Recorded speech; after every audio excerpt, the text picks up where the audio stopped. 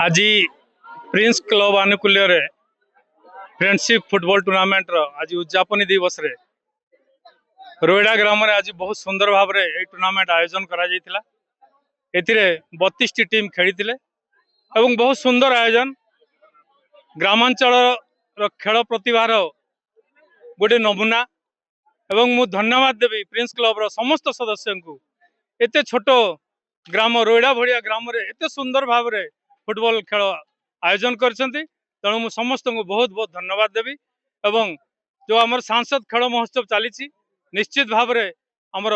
ग्रामांचल जो खेलाड़ी माने अछंती तांको मध्य सुजोग मिलुची आगामी तांकर भविष्य पई एवं से माने निज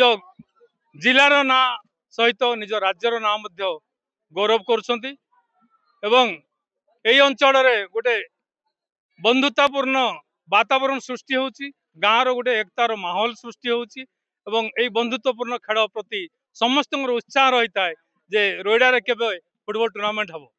तो आज बहुत सुंदर लगला मते अतिथि भाई हिसाब रे डाकी थिवारु मु क्लब रो समस्त सदस्य रोईडा रो समस्त ग्रामवासी को बहुत बहुत धन्यवाद दूँ।